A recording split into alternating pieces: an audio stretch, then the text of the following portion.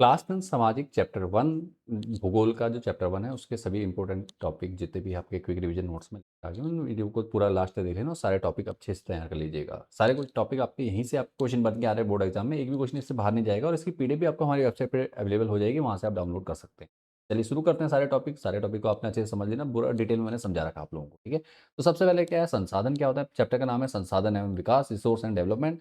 और संसाधन अर्थ क्या है, इसका वर्गीकरण क्या है, पहले जान लेते हैं। संसाधन क्या होता है, हमारे पर्यावरण में उपलब्ध हर वह वस्तु जो हमारी ज़रूरतों को पूरा करती है, ठीक है। जो पर्यावरण में जो भी वस्तु है जो हमारी ज़रूरतों को पूरा करती है, ठीक है, कर सकती है, तो क्या कहलाती है, संसाधन कहलाते हैं, ठीक है। शर्त यह है कि वह तकनीकी रूप से उपलब्ध हो, ठीक है। शर्त क्या है कि वो तकनीकी रूप से उपलब्ध हो, इतना होना चाहिए। अगर तकनीकी रूप से उपलब्ध है तो वो क्या है, एक संसाधन है, ठीक है। आर्थिक रूप से सस्ती हो, ठीक है, ये कंडीशन भी आती है, लेकिन मेनली क्या, तकनीकी रूप हो, आर्थिक रूप से सस्ती हो और सांस्कृतिक रूप से स्वीकार हो, ठीक है। सांस्कृतिक रूप से क्या हो, स्वीकार हो, तो संसाधन है, ठीक है। संसाधन प्रकृति का मुफ्त उपहार नहीं है, ठीक है। जो संसाधन है वो प्रकृति का मुफ्त उपहार नहीं है, बल्कि यह मानवीय क्रियाओं का परिणाम है, ठीक है। संसाधन सिर्फ क्या प्रकृति का मुफ्त उपहार नहीं कहलाएगा, यह क्या मानवीय क्रियाओं के आधार पर, क्योंकि इसमें तकनीक जुड़ी हुई है। आर्थिक रूप से सस्ती हो मतलब मेनली क्या है, तकनीक जुड़ी हुई है, तो तकनीक जुड़ी है तो तकनीक कहाँ से, मानवीय क्रियाओं का परिणाम ही है, ठीक है। इसलिए क्या है, जो संसाधन है वो प्राकृतिक रूप से मुक्त उपहार नहीं, बल्कि क्या है, मानवीय क्रियाओं का परिणाम है। ये आपको ध्यान में रखना है। इसके बाद मुख्य बिंदु क्या है, जान लीजिए।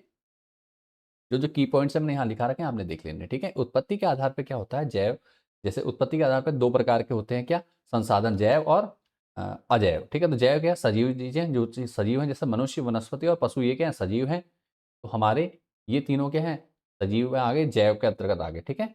ये हमारे क्या है, जैव है, संसाधन, जैव संसाधन है। उसके बाद अजैव संसाधन आते हैं, निर्जीव चीजें, जैसे चट्टाने, धातुएं, कि ये क्या है, निर्जीव है। उसके बाद समाप्यता के आधार पे, समाप्यता मतलब समाप्त होने वाला, कौन सा कैसे समाप्त होता है, तो नवीनीकरण और अनवीनीकरण। तो नवीनीकरण क्या होता है, जिन्हें दोबारा बनाया जा सकता है। नवीनीकरण क्या है, जिन्हें दोबारा बनाया जा सकता है, जैसे सौर ऊर्जा, पवन ऊर्जा, जल ऊर्जा, ये क्या है, नवीनीकरण संसाधन है। अनवीनीकरण क्या है, जिनको सिर्फ एक ही बार उपयोग किया जा सकता है, ठीक है, उन्हें कहते हैं अनवीनीकरण, ठीक है। एक बार उपयोग करने पे क्या होती है, जो खत्म हो जाती है, उन्हें कहते हैं अनवीनीकरण संसाधन कहते हैं। और बनाने में लाखों साल लगते हैं, फिर वापस बनने में क्या होता है, लाखों साल लगते हैं। जैसे जीवाश्म ईंधन और खनिज, ये क्या एक बार बन गए, एक बार यूज के लिए, उसके बाद हजारों साल, लाखों सालों के बाद क्या होगी, ये बनेंगे, ठीक है, वापस। जीवाश्म ईंधन क्या है, लाखों साल का समय लगता है, ये है और नवीनीकरण योग्य संसाधन। अगला है स्वामित्व के आधार पर, ओनरशिप के आधार पे क्या हो सकता है, व्यक्तिगत हो सकता है, किसी व्यक्ति का निजी हो सकता है, जैसे आपकी किताब या कॉपी पेन हो सकता है। सामुदायिक हो सकता है, जैसे किसी समुदाय का कोई, जैसे पार्क है किसी गांव में, या किसी उसमें सोसाइटी में पार्क है, तो वो सामुदायिक है, सबका है। गांव का तालाब भी क्या है, एक सामुदायिक उदाहरण है इसका, ठीक है। राष्ट्र की मतलब देश का जो है स्वामित्व, देश का। राष्ट्र जैसे सेंट्रल गवर्नमेंट की, जैसे रेलवे है, उस पर अधिकार किसका है, यूज तो पब्लिक करती है, लेकिन अधिकार किसका है, केंद्र सरकार का है, ठीक है ना, ऐसे करके समझिए। और अंतर्राष्ट्रीय, जिसमें अंतर्राष्ट्रीय आधार पे जो जो अंतर्राष्ट्रीय स्वामित्व हो उसमें, ठीक है। तो इस प्रकार से हो गया। अगला है, याद रखने का, संसाधन, प्रकृति, प्रौद्योगिकी और संस्थाएं, ये तीनों मिलकर क्या करती है, संसाधन बनाती है, ठीक है। प्रकृति अर्थात प्रकृति से प्राप्त होगा, प्रौद्योगिकी से उसको रिफाइन किया जाएगा, उसको शुद्ध किया जाएगा जो भी, और शुद्ध कौन करेगी, संस्थाएं करेंगी। तो ये तीनों क्या है, बहुत जरूरी है, किसमें, आपके संसाधनों में, ठीक है। इन तीनों के बीच क्या अंतर संबंध होता है, ये एक दूसरे से रिलेट करती हैं, इसी के आधार पर हमें संसाधन प्राप्त होते हैं, ठीक है, इन तीनों से, ठीक हो गया। अगला क्या है, सतत पोषणीय विकास और रियो सम्मेलन, ठीक है। जो सतत पोषणीय विकास है और रियो सम्मेलन के बारे में जानिए। तो क्या है, इसका अर्थ है एक ऐसा विकास जो पर्यावरण को नुकसान ना पहुंचाए, ठीक है। पर्यावरण को नुकसान ना पहुंचाए तो क्या रहता है, सतत पोषणीय विकास कहलाता है। साथ ही यह वर्तमान की जरूरतों को पूरा करे, लेकिन भविष्य की पीढ़ी की जरूरतों से समझौता ना करे, ठीक है। वर्तमान की जरूरत तो पूरा करे, साथ में क्या, भविष्य में जो पीढ़ियां आने वाली हैं उनके जरूरतों से समझौता ना करना पड़े किसी प्रकार का, मतलब उनको कमी ना हो किसी चीज की, इस प्रकार से, ठीक है। तो ये कहता है सतत पोषणीय विकास कहलाता है। इसका रियो सम्मेलन क्या है, इसको जान लेते हैं। रियो डी जेनेरो में पृथ्वी सम्मेलन हुआ था 1992। इंपॉर्टेंट है, पृथ्वी सम्मेलन कब हुआ था या कहाँ हुआ था पूछेगा, तो पृथ्वी सम्मेलन 1992 में कहाँ हुआ था, रियो दे जेनेरो में हुआ था, ठीक है। यह कहाँ है, ब्राजील में हुआ था, ठीक है। ब्राजील में था। इसमें 100 से अधिक देशों के नेताओं ने भाग लिया था। इसमें 100 से अधिक देशों ने क्या था, भाग लिया था। उद्देश्य क्या था, पर्यावरण संरक्षण, सामाजिक आर्थिक समस्याओं का हल ढूंढना। जो पर्यावरण संबंधी समस्याएं होती हैं उनको करना। कौन सा सम्मेलन, पृथ्वी सम्मेलन, याद रखना है। एजेंडा 21 भी 1992 का इसी से संबंधित है। यहाँ पे इसका जो है एजेंडा 21 मोस्ट इंपोर्टेंट टॉपिक है। ये 101% आपके बोर्ड एग्जाम में देखने को मिलता है हर बार, तो इस बार भी आने के इसके 100%, तो उसको अच्छे से तैयार कर लीजिएगा, ठीक है। यह एक कार्यसूची है जिसे रियो सम्मेलन में स्वीकार किया गया था। ठीक है, ये क्या है, कार्यसूची एक एजेंडा है जिसको रियो सम्मेलन में स्वीकार किया गया था।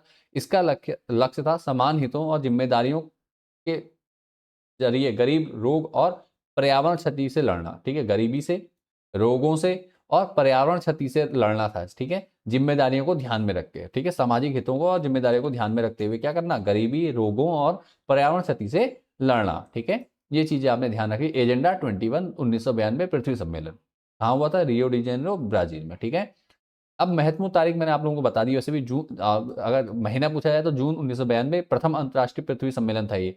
ठीक है, क्या है, प्रथम अंतर्राष्ट्रीय पृथ्वी सम्मेलन कहाँ हुआ था, रियो डी जेनेरो में, अर्थात कहाँ दिया हुआ है, कहाँ हुआ है ये, ब्राजील में। ठीक है, इसका भी आपने ध्यान रखा। अगला क्या है, भारत में संसाधन नियोजन।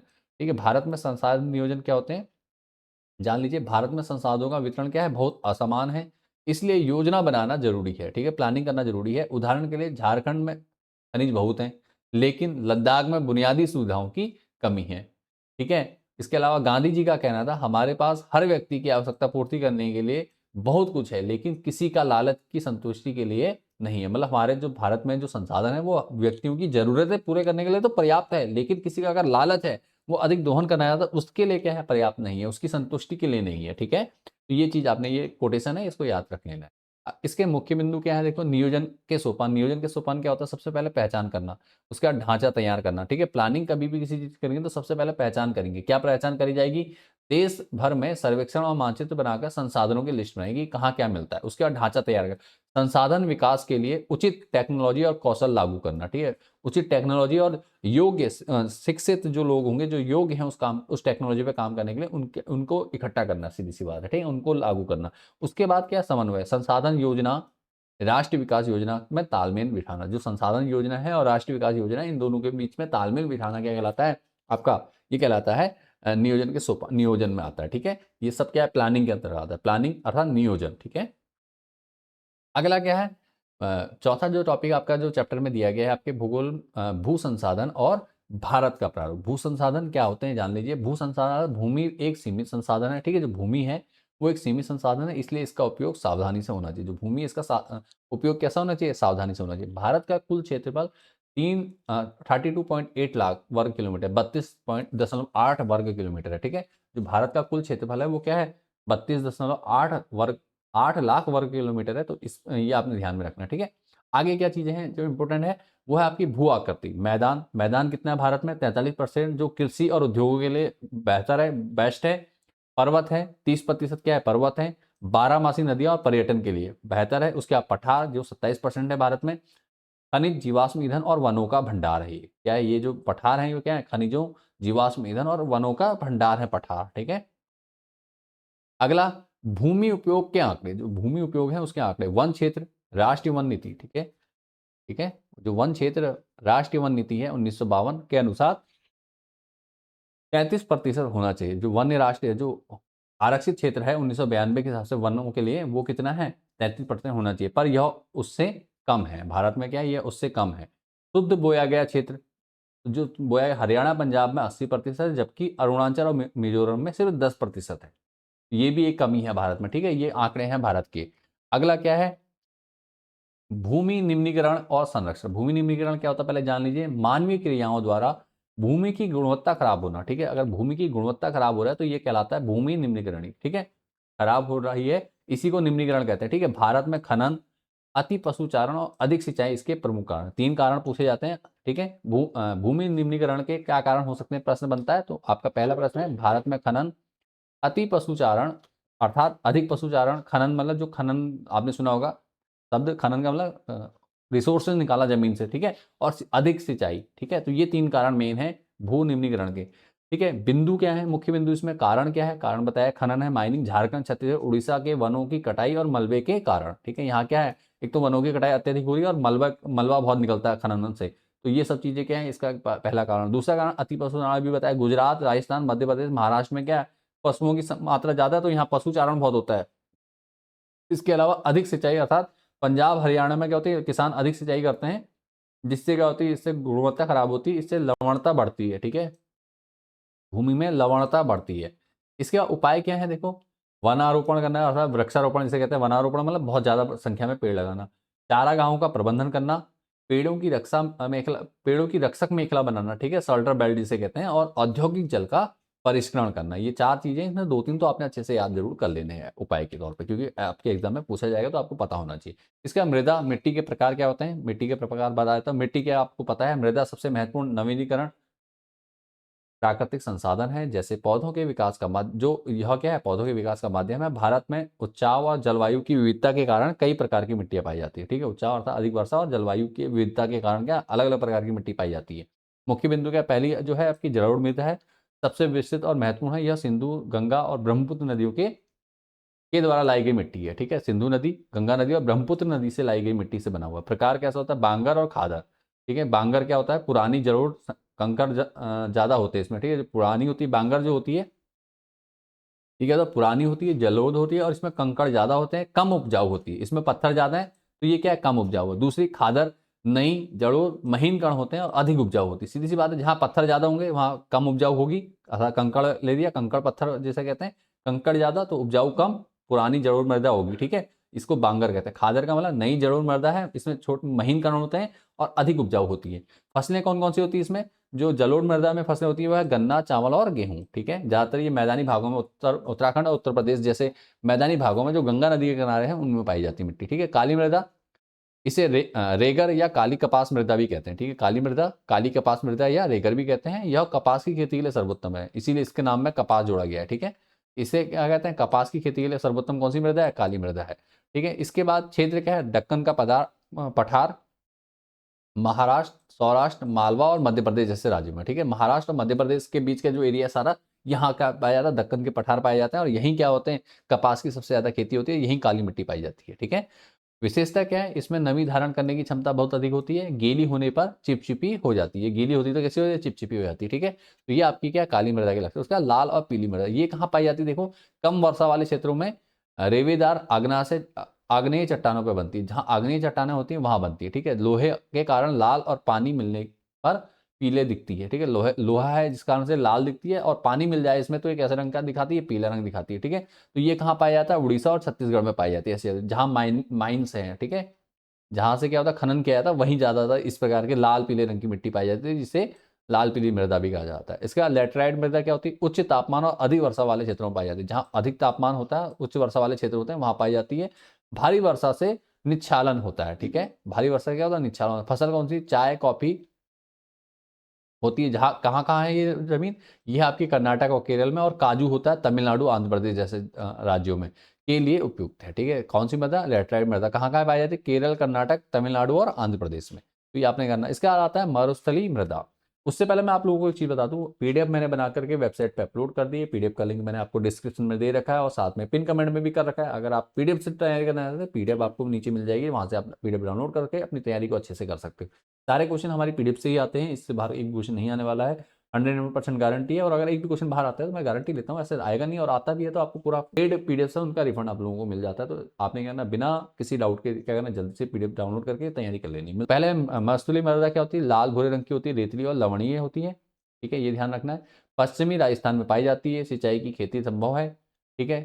मरुस्थलीय मृदा क्या है, सिंचाई से खेती संभव है, ठीक है। ज्यादा सिंचाई की जरूरत होती है लेकिन खेती हो जाती है। याद रखने का, खादर बांगर के बीच का अंतर बोर्ड परीक्षा में अक्सर पूछा जाता है, ध्यान रखना है। मैंने अभी आपको बता भी दिया, नीचे मैंने नोट में लिख भी रखा है। जो बच्चे पीडीएफ लेंगे डायरेक्टली उनको भी पता रहना चाहिए, उनको पता होना चाहिए। खादर का मतलब नई उपजाऊ, बांगर का मतलब पुरानी पथरीली या कंकरीली, ठीक है। अब आता है मृदा अपर्दन और संरक्षण। मृदा अपर्दन क्या होता है, मृदा के कटाव और उसके बहाव की प्रक्रिया को मृदा अपर्दन कहते हैं। पानी, हवा, पवन मतलब हवा से है, ठीक है। पवन, हवा, पानी और हिम नदी इसके प्राकृतिक कारण है, ठीक है। हिम नदी जो पहाड़ों से आती नदियां बर्फ के साथ, वो। और वनोन्मूलन क्या है, मानवीय कारण है। मृदा अपर्दन का जो मानवीय कारण है वो वनोन्मूलन अर्थात वनों का विनाश, वन विनाश भी कहते हैं, ठीक है। मुख्य कारण क्या है, अवनलिका, ठीक है। मुख्य बिंदु याद रखने, बहता जल मिट्टी को काटकर गहरी नालियां बना देता है। चंबल बेसिन में इसे खंड भूमि कहते हैं, ठीक है। इसका चादर अपर्दन क्या होता है, यह जल अ, जब जल विस्तृत क्षेत्र में ढके हुए ढाल के साथ बहता है तो ऊपरी मिट्टी धुलकर बह जाती है, इसे क्या कहते हैं, चादर अपर्दन कहते हैं। संरक्षण के तरीके याद रखने आपको, समोच्च जुताई, ठीक है। समोच्च जुताई मतलब ढाल पर समोच्च रेखाओं में क्या करना, समांतर हल चलाना, ठीक है। समोच्च रेखाओं में समांतर हल चलाना। इसका सोपान खेती अर्थात सीढ़ीदार खेती बनाना, पश्चिम और मध्य हिमालय में, ठीक है। जो पश्चिम और मध्य हिमालय उसमें क्या होता है, सीढ़ीदार खेती की जाती है। उसके बाद रक्षक मेखला, पेड़ों को कतार में लगाकर ताकि हवा की गति को कम करें और रेत के टीलों को रोकने में मददगार। ठीक है, रेत के टीलों को रोकने में क्या होती है, ये मददगार होती है। इसी के साथ हमारा पूरा चैप्टर कंप्लीट हो गया है। सारे टॉपिक मैंने बता दिए आप लोगों को, आप लोगों ने अच्छे तैयार कर लेने हैं। वीडियो को पॉज करके एक बार दोबारा से देख लो ताकि सारे क्वेश्चन हो जाए। अगर कोई डाउट है किसी क्वेश्चन को लेकर के कमेंट कर सकते हो, नेक्स्ट वीडियो किस टॉपिक पे चाहिए मुझे बता सकते हो। इसके अलावा मैंने अन्य सब्जेक्ट्स के भी क्विक रिवीजन नोट्स बना रखे हैं, टॉप 30 क्वेश्चन की वीडियो बना रखी है और साथ में पीडीएफ भी बना रखी है। सारे चीज़ें आप लोगों को, सारा रिसोर्स मैंने आप लोगों को अवेलेबल करा रखा है यूट्यूब वीडियोस के माध्यम से और वेबसाइट के माध्यम से। आपको जो भी बेस्ट लगता है पीडीएफ के माध्यम से करना चाहते हैं पीडीएफ से कर सकते हैं आप तैयारी, या आप अगर वीडियो से करना चाहते हो तो वीडियो से तैयारी कर सकते हैं। मिलते हैं नेक्स्ट वीडियो में। Thanks for watching this video. Bye and take care. Video को लाइक शेयर और सब्सक्राइब चैनल को कर लीजिए अगर अभी तक नहीं किया है तो। ऐसी ही वीडियो आप लोगों को डेली मिलती रहेंगी। मिलते हैं नेक्स्ट वीडियो में बेटा। Bye and take care. Board exam के लिए आपको ढेर सारी शुभकामनाएं।